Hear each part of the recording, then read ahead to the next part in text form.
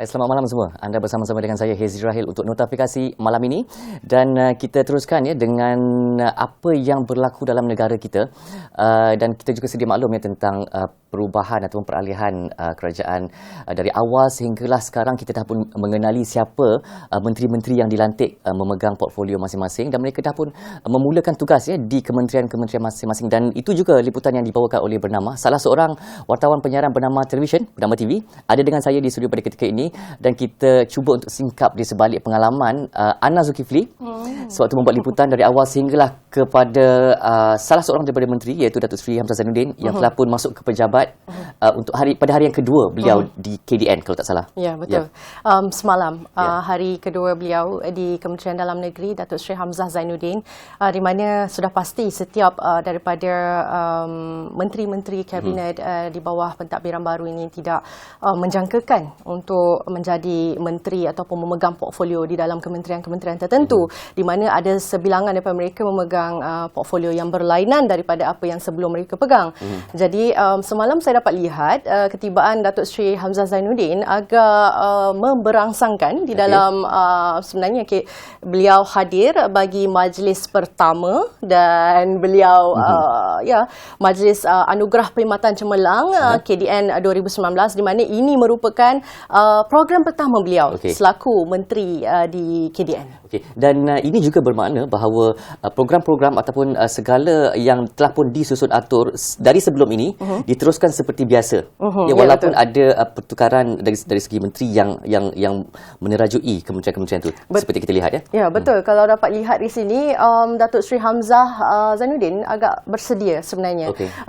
Biarpun orang kata beliau sebelum ini memegang portfolio yang lain seperti mana kita tahu dan beliau terbuka untuk menerima sebarang pandangan. Katanya dalam saya tertarik ketika beliau memberi ucap pertama sebelum menyampaikan atau menyampaikan anugerah perkhidmatan cemerlang dalam kementerian beliau di mana beliau kata setiap penjawat awam di dalam kementeriannya perlu mempunyai perlu bersikap besar merendah diri dan sentiasa ada sikap kebersamaan di mana di dalam ucapannya beliau mahu konsep maqasid syariah itu diterapkan.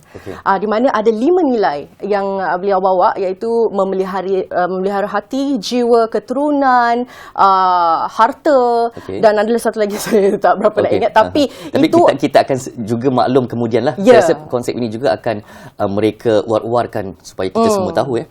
Kerana beliau kata konsep ini adalah penting kerana kita sebagai dalam satu kementerian beliau kata perlu untuk ada konsep kebersamaan. Beliau melihat sendiri ketika ujar beliau lah katanya beliau sampai ke kementerian ini beliau kata beliau tidak menjangkakan sama sekali Hezri untuk berada di atas podium ini sebagai menteri dalam negeri dan beliau kata ini adalah sesuatu yang orang kata ad hoc bagi apa yang mungkin ya selain daripada hasrat beliau untuk melaksanakan konsep maqasid syariah di KDN. Apa lagi yang beliau kongsikan apabila ini semua berlangsung beliau ada mungkin misi sendiri tetapi dalam masa yang sama banyak juga program yang telah pun disusun atur dan yang beliau perlu turuti seperti majlis yang berlangsung semalam tu. Apa lagi yang mungkin beliau kongsikan dari segi luahan rasa peribadi? Okey, sejurus selepas program tersebut, kami para petugas media dibawa untuk sidang media pertama beliau selaku menteri penuh di kementerian itu. Di mana beliau memaklumkan kepada kami satu taklimat telah pun diberikan pada hari pertama beliau memasuki ke kementerian itu oleh pegawai-pegawai tertinggi di peringkat kementerian dia. Dan antara taklimat yang diberikan tentang pengukuhan kawalan rentas sempadan. Dan di sini adalah fokus utama beliau di mana kementeriannya perlu memberikan satu fokus yang penting di mana beliau kata rentas sempadan kita kawalannya agak bolos ketika ini dan dia berharap aset-aset seperti di bahagian perairan, laut dan darat dapat dipertingkatkan, dapat orang kata dapat lebih banyak lagi aset teknologi canggih dapat diadakan ataupun ditambah baik dalam kementerian beliau. Melihat kepada mungkin sempadan negara kita melibatkan darat, air dan juga udara. Tapi kita lihat mungkin banyaknya mungkin ruang-ruang yang boleh dibolosi itu yang berlaku di darat dan juga di perairan ya.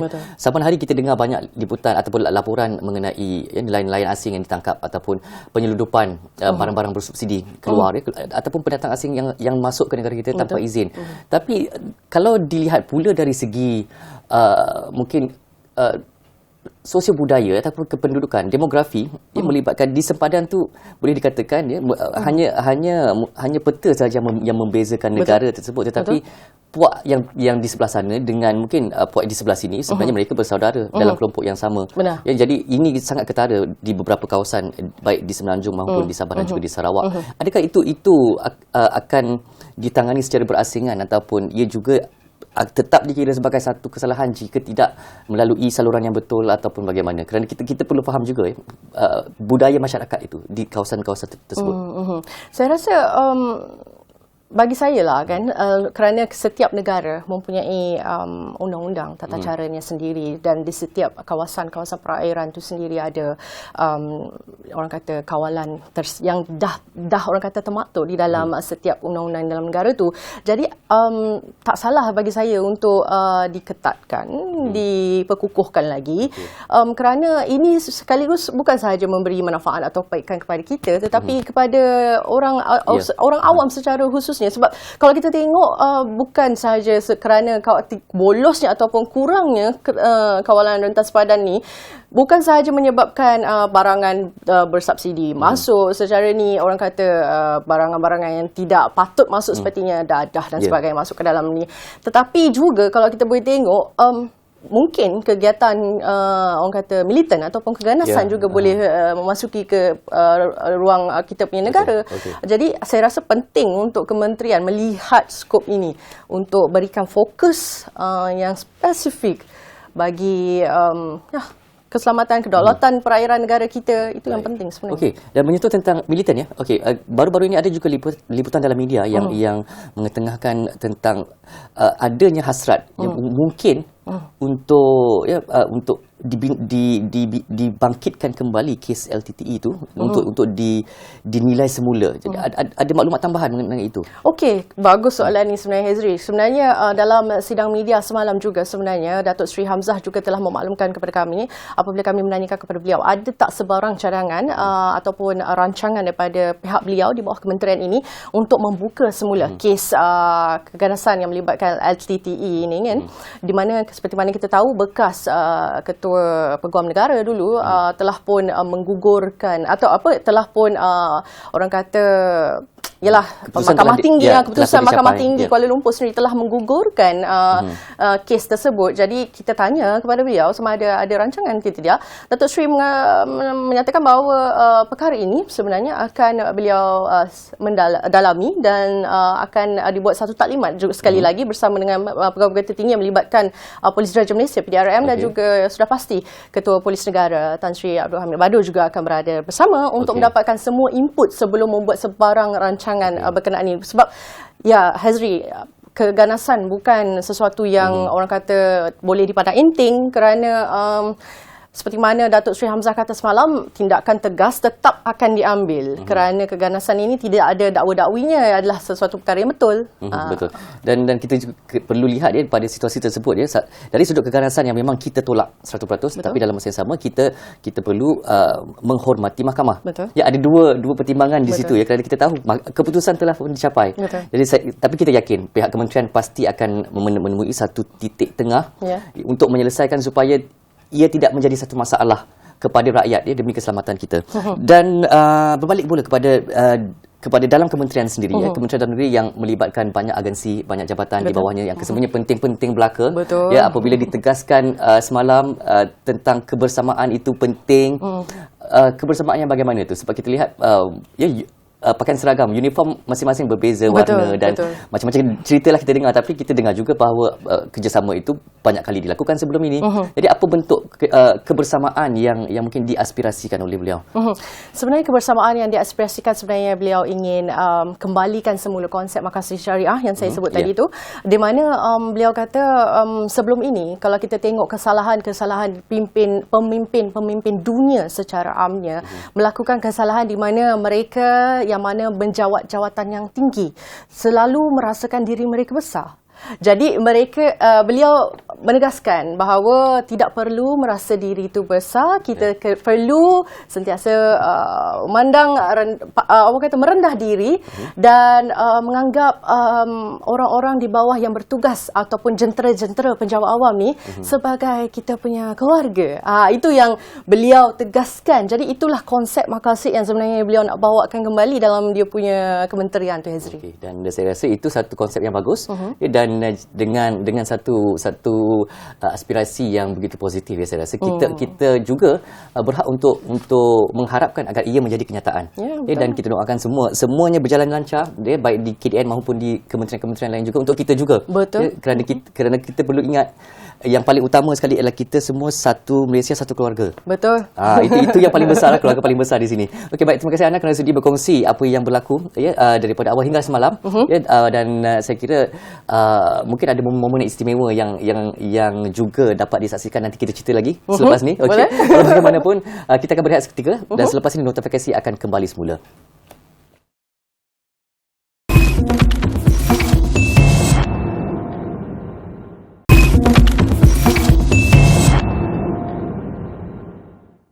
Okey, tadi kita dah bincangkan tentang urus takbir ataupun mungkin urusan seharian bagi seorang menteri yang baru saja masuk ke pejabat. Tapi kali ini notifikasi akan disambung pula dengan satu lagi sektor yang penting bagi negara, iaitu ekonomi. Kita tahu bahawa apa sahaja yang berlaku pasti akan memberi kesan baik ataupun sebaliknya kepada ekonomi, dan kemudian ia akan memberi kesan kepada kehidupan kita. Dan untuk itu kita juga mahu melihat bagaimana keadaan semasa sekarang ini memberi kesan kepada ekonomi Malaysia. Kita terus saja bersama dengan wartawan meja perniagaan dan kewangan bernama Azli Nur Mahmud yang ada dengan saya di studio pada ketika ini. Okey, salam Azli. Okey.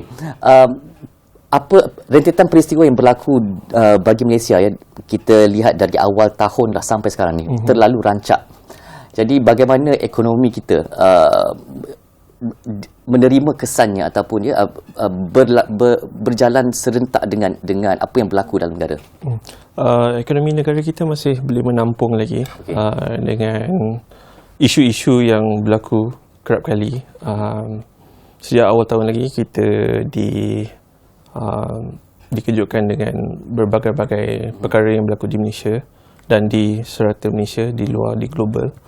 Dan secara tidak langsungnya keadaan-keadaan geopolitik ataupun seperti mana yang berlaku sekarang, seperti coronavirus ni atau dipendekkan COVID-19, yang turut memberikan impak kepada pasaran kewangan. Okey.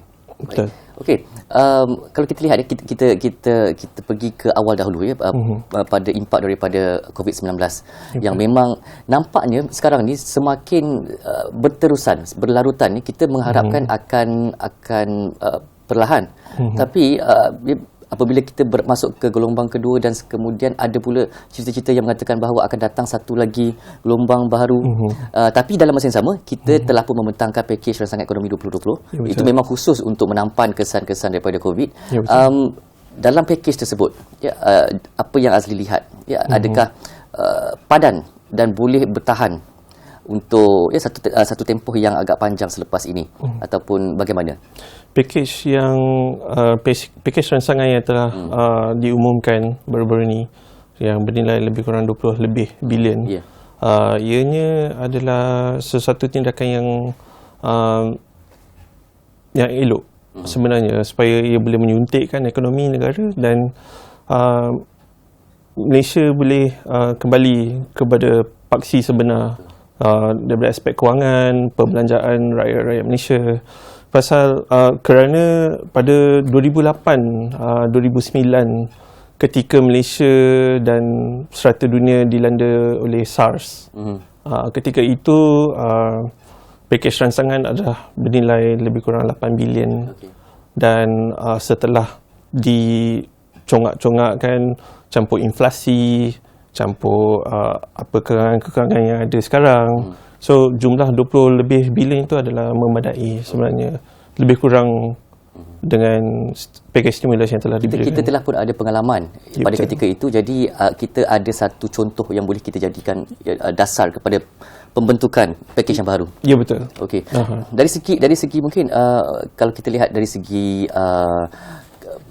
mereka yang berada dalam industri lah. Ya, kalau kita lihat yang paling banyak terkesan yang boleh kita lihat depan mata kita adalah sektor pelancongan. Ya, kita masuk saja tahun Melawat Malaysia 2020, malangnya, sayangnya datang pula penyakit ini, dan kemudian kita lihat bagaimana hotel-hotel, ya, pengusaha-pengusaha hotel dan mungkin bahagian-bahagian lainnya dari segi pengangkutan juga ataupun produk-produk yang dihasilkan khusus untuk pelancongan makin hari makin terjejas. Ya, keluhan-keluhan mereka, adakah keluhan yang sama masih lagi terdengar hari ini ataupun dah mula ada nampak perubahan, ya, walaupun sedikit daripada bantuan yang diberikan? Pakej rancangan ekonomi yang telah diumumkan baru-baru ini telah meredakan sedikit. Kerana sektor-sektor yang ditumpukan dalam pakej rancangan ekonomi itu termasuklah sektor-sektor yang terlibat dalam Visit Malaysia Year 2020. So pemandu taksi dan seumpamanya yang frontliners kepada tourism menikmati pakej rancangan ini dan meredakan sedikit beban mereka. Okey, baik. Pakej rancangan yang digaris yang telah pun dibentuk oleh kerajaan, dan kemudian kita lihat, ya, dari segi perbankan juga, ya, bank-bank swasta ada plan mereka untuk membantu dari segi meringankan mungkin pembayaran balik pinjaman misalnya, ya, penstrukturan semula pinjaman. Jadi kita lihat semua pihak memainkan peranan. Ya, betul. Dan kalau kita boleh melihat kembali, ya, contoh kepada kes ataupun pengalaman kita sewaktu SARS dahulu, ya. Berapa pentingnya ataupun mustahaknya kita patuh ataupun kita akur dengan rancangan yang digariskan, berbanding dengan kalau mungkin ada yang nak ikut kepala sendiri, kita tak nak bersama-sama dengan plan itu, apa yang akan berlaku? Biasanya setelah apa yang telah berlaku pada SARS 2008 dan 2009 itu, ramai analis, ramai pengkaji telah melakukan research terhadap apa yang telah berlaku. Dia punya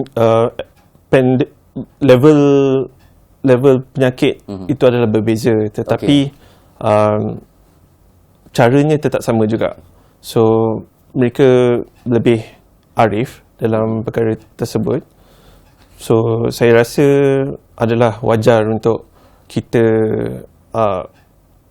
ambil titik tolak daripada SARS 2008-2009 tersebut. Okey, sebelum kita melangkah ke depan sedikit, ya, kita nak tahu juga, ya, apa kesan satu penyakit yang bukan sahaja dihadapi di sini, tetapi dihadapi di seluruh dunia, dan ada negara yang berhadapan dengan kes yang lebih teruk, ya, berganda-ganda daripada kita di sini. Jadi apa impaknya kepada pasaran mata wang dan impak kepada mata wang kita?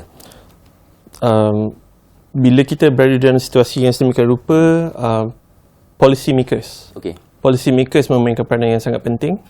Mereka menentukan hala tuju bagaimana mata wang mereka, adakah dan bank-bank negara pusat negara masing-masing, sama ada mereka ingin meningkatkan penggunaan pembelanjaan rakyat untuk merancangkan ekonomi. Itu salah satu sumber untuk merancangkan ekonomi. Dan rancangan ekonomi ini memang secara ratanya satu dunia melakukannya. So saya rasa memang setiap policy maker memainkan peranan yang penting untuk setiap negara. Baik.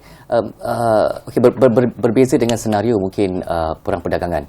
Ya, itu memang ada kesan negatif kepada perdagangan, kepada mata wang, ya, dan macam-macam lagi. Tapi ini bahaya juga, tapi bahaya dari segi kesihatan, ya, dan keselamatan kita.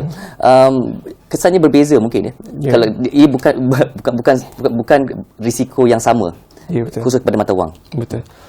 Lebih-lebih lagi kalau kita boleh bandingkan apa yang tengah berlaku sekarang dalam tengah-tengah COVID-19 ni, tiba-tiba pula price war, all price. All price. So antara OPEC dan Russia, non-OPEC countries, mereka sekarang ni keadaan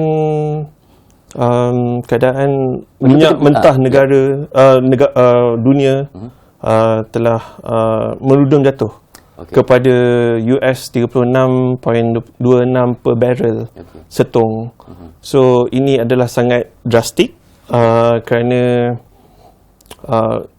pada Januari, iaitu 2 bulan lepas, kurang daripada 2 bulan lepas, harga setong minyak mentah adalah 71 US dollar setong. Beza banyak tu. Beza yang sangat ketara. So dengan berlakunya, dengan kestabilan, dengan ketakutan orang ramai tentang COVID-19, ia menurunkan lagi keadaan juga. Adakah ini akan lebih teruk ataupun menurun lagi selepas ini, ataupun dah ada satu titik yang stabil dijangkakan? Kerana price war, all price war ni, mereka cuba untuk buat kata sepakat. Tetapi malangnya belum dicapai. Belum tak tercapai lagi. Satu perkara sukar juga kita lihat bagaimana antara China dan Amerika Syarikat dia mengambil masa yang sangat lama untuk berada di fasa 1 dalam rundingan mereka. Itu pun sekarang ni pun terumbang-ambing lagi. Betul. Tapi untuk orang biasa lah macam saya juga ya. Kita di peringkat konsumer, pengguna kan, dengan harga minyak jatuh tu baguslah. Tapi sebenarnya kalau kita nak faham kesan kepada ekonomi negara pula bagaimana dari segi pendapatan negara, bagus ataupun tidak, apa yang perlu rakyat semua fahami? Malaysia adalah sebuah negara yang di mana kita juga pengeluar minyak. So secara tidak langsung pendapatan kita bergantung juga kepada minyak. Dan minyak ni pula ada kesinambungannya pula dengan mata wang kami, iaitu ringgit. So kami kena monitor perkembangan minyak dunia dan kesinambungannya dengan ringgit. Dan bila price harga minyak mentah negara naik, ianya turut menaikkan nilai mata wang. Ada kesan-kesan berantai ya? Ya, yang akan memberi impak kepada sektor-sektor lain juga. Dan dalam kerancakan peristiwa yang berlaku datang pula yang tak dijangka. Kita tak menjangka akan ada satu kerajaan baru sekarang ini. Dan bagaimana itu menjadi faktor ataupun ada kesan kepada ekonomi, khususnya mata wang? Saya rasa dengan secara tak langsung ianya turut memberi impak. Perkara-perkara seperti geopolitik yang berlaku di sebuah negara atau negara-negara besar seperti US, China, ia tetap memberi impak kepada kewangan, forex, bursa Malaysia. Bila berlakunya sesuatu perkara tu, kita kena analisis kenapa benda ni berlaku, dan dia turut memberi impak kepada traders. Memberi impak kepada traders, dan mereka pun rasa macam mana ni? Adakah ekonomi Malaysia utuh untuk kami laburkan? Mereka akan membuat perkiraan baru ataupun menilai semula. Ya, betul. Oleh itu keyakinan pelabur sangat penting. Keyakinan pelabur sangat penting. Dan setakat ni alhamdulillah saya rasa saya tengok ada improvement. Mungkin untuk menstabilkan keadaan. Dengan pelantikan baru pun saya rasa ada harapan barulah ya. Ada harapan, suntikan semangat yang baru. Mungkin juga ada satu ruang untuk kita nantikan dasar-dasar yang lebih diperbaiki daripada sebelum ini dan sebagainya. Jadi yang baru tu tak semestinya mengganggu ya. Ia mungkin akan mendatangkan satu pembaruan yang bagus, dan itu yang kita doakan untuk Malaysia ya, kerana kita tak nak melalui semua ni satu cabaran yang besar, tapi alhamdulillah kita setakat ini cuba bertahan sikit lagi Malaysia. Kita boleh ya, insya-Allah. Okey, dan setakat ini dahulu notifikasi yang kita ada. Kalau ada banyak masa, banyak lagi yang boleh kita kongsikan. Walau bagaimanapun ya, teruskan bersama dengan Bernama TV untuk program-program seterusnya. Kita jumpa lagi. Terima kasih.